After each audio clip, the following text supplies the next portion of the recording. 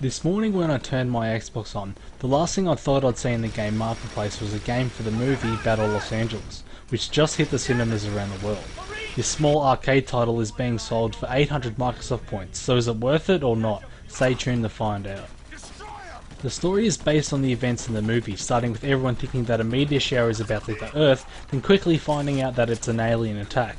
You play as a soldier alongside of the Sergeant Nance and Sergeant Santos, who are characters from the movie, and you set out on a quest to, well, basically survive and save as many people as possible. I can't really judge the story as a whole, because as I said it's based on a movie, but as an arcade game story it seems very squished together. The gameplay came as a surprise to me.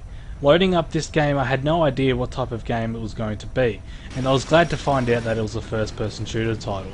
For an arcade game, I found it to be quite good, but if I was to compare it to a game like Black Ops, it wouldn't hold its own. The graphics has its up and downs. The character design and alien design are quite poor, and the lip syncing reminds me of Nintendo 64 days. But the scenery and the terrain are really well done, and you can see that they spend most of the time on this part of the game. In the background you see explosions and battles to even aliens hitting the Earth. There seems to be a real lack of things to do in this game.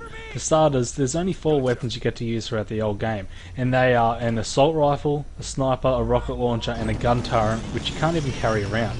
And not only is there a lack of guns, but there's also a lack of gameplay.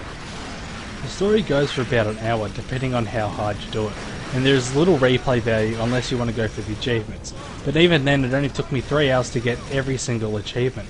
I think there should have been much more things to do in this game, and even a small multiplayer mode would have added a lot to this game. But I do have to admit the short 1 hour story mode is quite fun to play, because not only do you verse alien soldiers, but you also fight spaceships as well. Another thing which has let this game down a lot is the fact that it's so easy. It's no joke that I only died twice during the 3 playthroughs, and I did that both on the easiest mode because I was way ahead of myself. I think 800 Microsoft points is way too much for this game. I think 400 would have been fair, but even that's cutting it close. As an arcade title I'd have to rate this game 5 out of 10, but if I was to compare it to a better first person shooter titles out there, then I'd probably rate it 3.5 out of 10. Quite disappointing.